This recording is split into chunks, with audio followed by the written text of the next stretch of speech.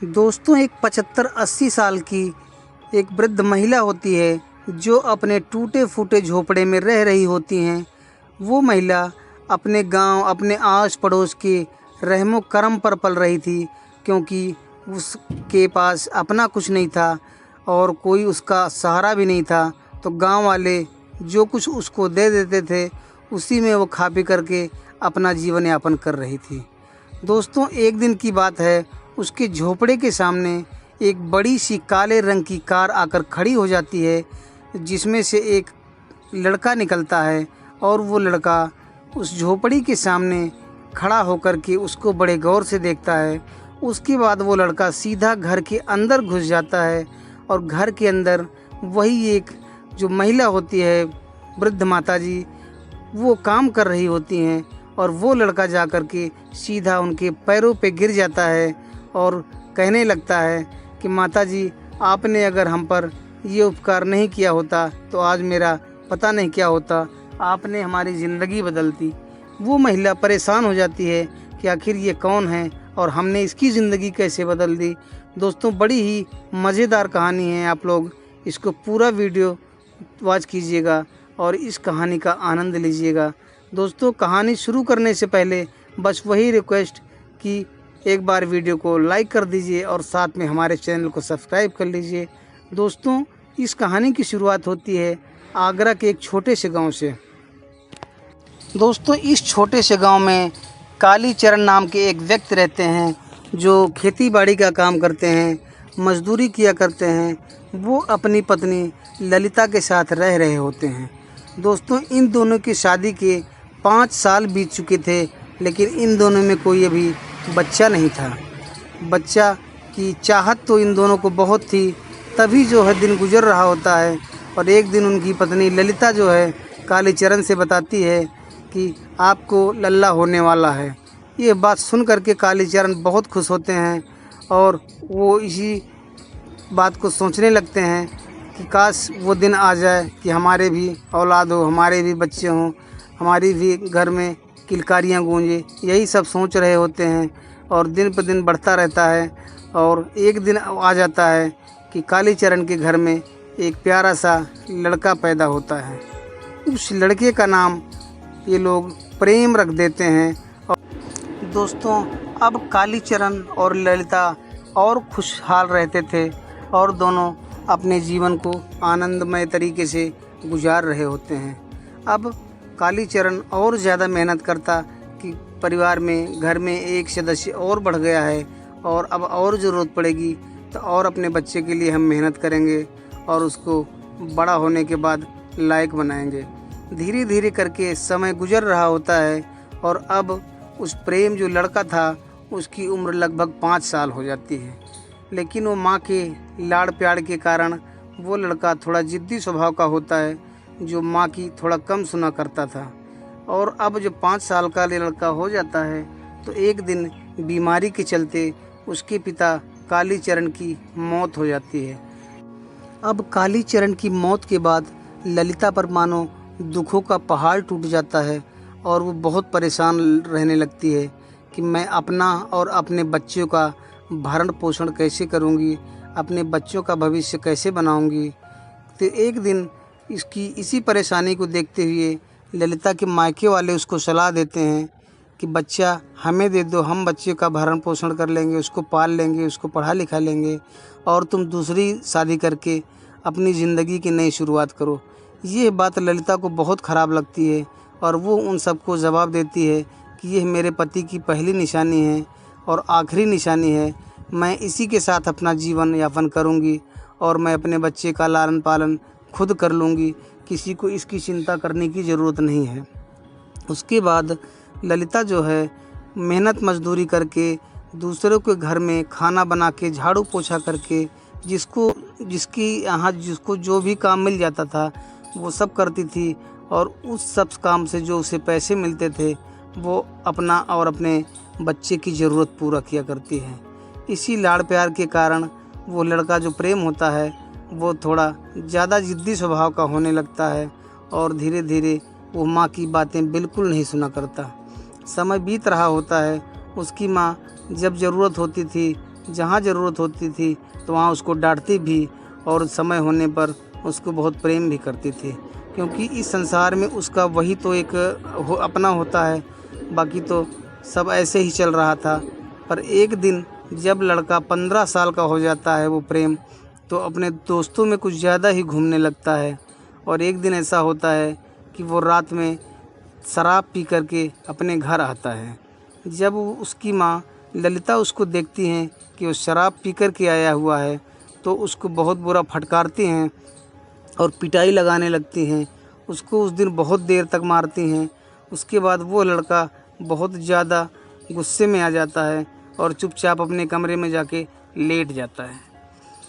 अब ललिता उसका इंतज़ार करती हैं कि थोड़ी देर में जब उसका गुस्सा शांत हो जाएगा तो आकर के खाना खा लेगा। लेकिन जब काफ़ी देर तक प्रेम कमरे में खाना खाने नहीं जाता है तो उसकी माँ ले आती है और उसको खाना खाने को बोलती है। इस पर भी वो नहीं खाता है तो उसको फिर फटकारती हैं और ज़बरदस्ती खाना खिलाती हैं।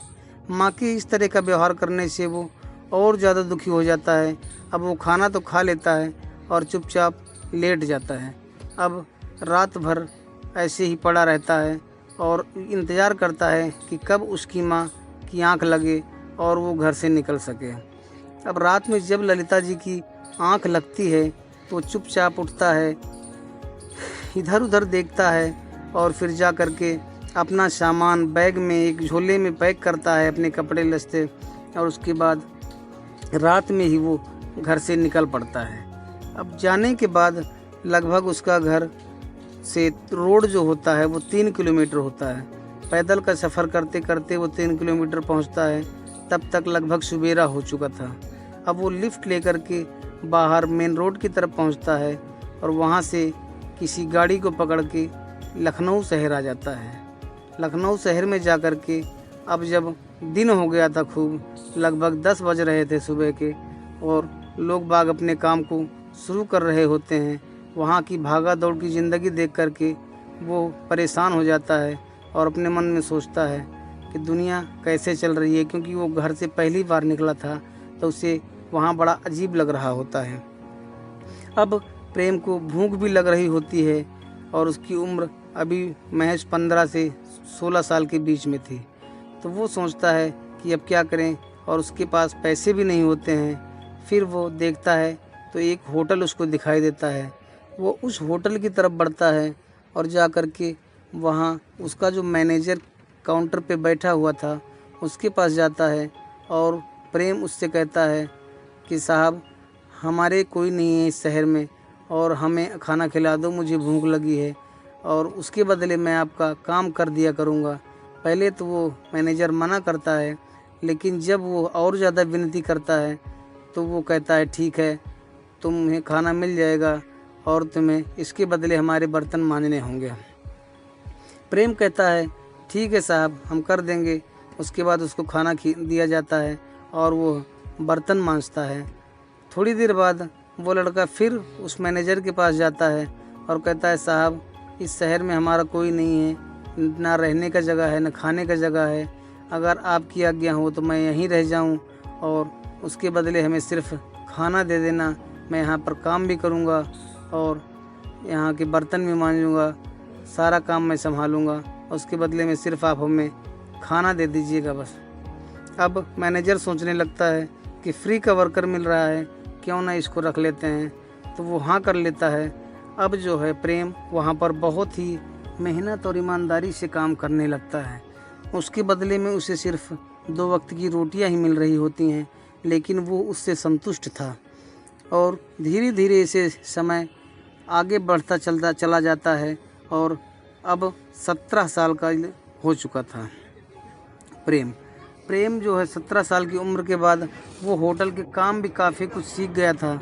एक दिन उसका होटल का जो मैनेजर होता है उसको किसी काम बस बाहर छुट्टी पे जाना था, तो वो उसको प्रेम को बोल के जाता है कि बेटा तुम काम को संभाल लेना, मैं 2 दिन के लिए बाहर जा रहा हूँ। इस पर प्रेम कहता है कि साहब कोई दिक्कत नहीं होगी, मैं सब कुछ आराम से संभाल लूँगा, आप निश्चिंत होकर के चले जाइए। उसके बाद प्रेम उस होटल का सारा काम जो है बहुत ही ईमानदारी और सफाई से संभालता है और जब वो मैनेजर वापस आता है तो देख करके खुश हो जाता है कि इसने बहुत अच्छी तरीके से मेंटेन कर रखा है और 2 दिन में भी सेल डाउन भी नहीं होने दिया इसने। ये सब देख करके वो बहुत खुश होता है। उसके बाद वो आए दिन अब छुट्टी मारने लगता है और जब छुट्टी मारता है तो वो प्रेम को बोल जाता है और प्रेम उसके काम को बखूबी अंजाम दिया करता है। एक दिन की बात है कि वो मैनेजर छुट्टी पर गया हुआ था और उसी दिन उस होटल का मालिक आ जाता है और मालिक जब देखता है कि मैनेजर की कुर्सी पर कोई और लड़का बैठा हुआ है तो वो कुछ देर तो बैठ करके खड़े होकर के उसको देखता है कि वो किस तरीके से काम कर रहा होता है। उसके बाद वो जब प्रेम उस मालिक से कहता है कि सर आपको क्या खाना लगवाएं, तो वो उनको ऑर्डर देते हैं और प्रेम उनके लिए खाना लेके जाता है। तो जो होटल के मालिक होते हैं वो उस खाने में कुछ कमियां निकालने लगते हैं, हंगामा करने लगते हैं। इससे काफ़ी आदमी वहाँ इकट्ठा हो जाते हैं। जो नया स्टाफ था वहाँ, नए वर्कर थे, वो तो मालिक को नहीं पहचान पाते, लेकिन उसमें से कुछ जो होते हैं पुराने वो मालिक को पहचान लेते हैं। वो समय जो है प्रेम उस सिचुएशन को बहुत अच्छी तरीके से हैंडल कर रहा होता है, उसको संभालने की कोशिश कर रहा होता है।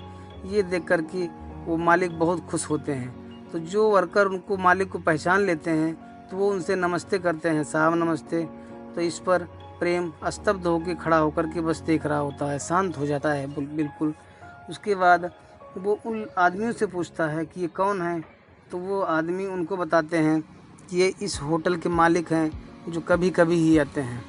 उसके बाद वो होटल के मालिक प्रेम की पीठ थपथपाते हैं और कहते हैं बेटा तुमने जो किया वो बहुत सही किया, तुम बहुत अच्छा काम करते हो, मेहनत से काम करते हो। अच्छा ये बताओ जिसको हमने मैनेजर के पद पर रख रखा है वो कहाँ है? तो उस फैक्ट्री के उस होटल के जो कर्मचारी होते हैं वो बताते हैं कि साहब वो तो छुट्टी पर गए हुए हैं और जब जाते हैं तो इन्हीं को काम समझा जाते हैं, इन्हीं को संभालने के लिए बोल जाते हैं और अब वो आए दिन छुट्टियां मारते रहते हैं। इस बात से मालिक जो है वो तुरंत फ़ोन उठाता है और वो सबसे पहले उस होटल के मैनेजर जो था उसको फ़ोन करके कहते हैं कि अब तुम्हें हमारे होटल में आने की ज़रूरत नहीं है, हमने एक नया मैनेजर रख लिया है।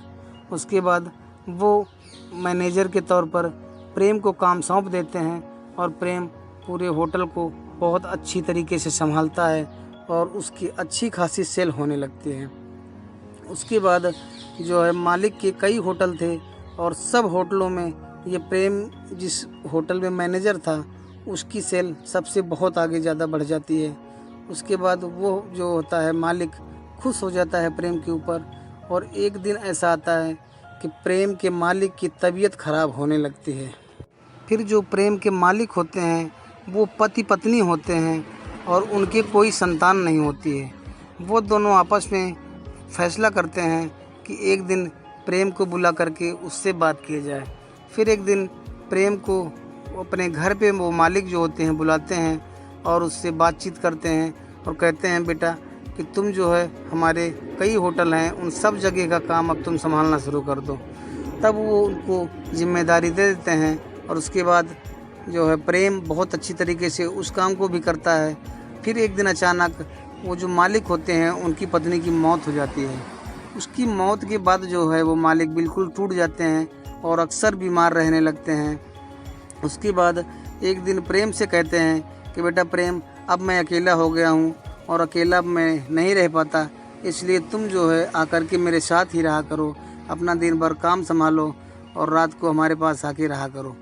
फिर एक दिन वो उनके घर के बारे में पूछते हैं तो प्रेम बताता है कि ऐसी ऐसी बात है, मेरी माँ गांव में है, ऐसी ऐसी स्थिति में मैं उनको छोड़ के चला आया था।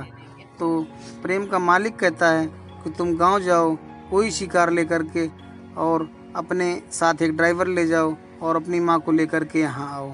तो उसी दिन जो है वो कार लेकर के अपनी माँ को लेने गया था और वहाँ ढेर सारे आदमी इकट्ठा हो गए थे कि काले रंग की कार में कौन आता है। फिर जब प्रेम जो है अपनी माँ का पैर पकड़ के रोने लगता है और उनसे बताता है कि मैं आपका वही बेटा हूँ प्रेम जो गुस्से में घर छोड़ के भाग गया था। तो सबकी आंखों में आंसू आ जाते हैं और सब खुशी से झूम उठते हैं कि इनका बेटा प्रेम अब 10 साल बाद वापस आ चुका है। अब प्रेम की उम्र लगभग 25 साल के आसपास हो गई थी। उसके बाद वो उसकी माँ को लेकर के उस मालिक से मिलाने जाते हैं और अच्छी तरीके से अच्छा जीवन यापन कर रहे होते हैं। उनकी माँ बीच बीच में गांव आती है और अपने उन सगे संबंधियों से अच्छी तरह से बातचीत करके मिलजुल के जाती है। और थोड़े दिन में वो जो है मालिक होते हैं, उनको लगता है कि अब उनकी सांसें ज़्यादा दिन नहीं हैं, तो सारा अपना कारोबार प्रेम के नाम ही लिख करके एक दिन स्वर्ग को सिधार जाते हैं। तो दोस्तों, इस तरीके से एक गरीब का बेटा करोड़पति बन जाता है। दोस्तों, कैसी लगी आपको कहानी? ये कहानी ज़रा भी अच्छी लगी हो तो लाइक करके चैनल को सब्सक्राइब अवश्य कर लीजिएगा। मिलते हैं फिर नई कहानी में। जय हिंद, जय भारत।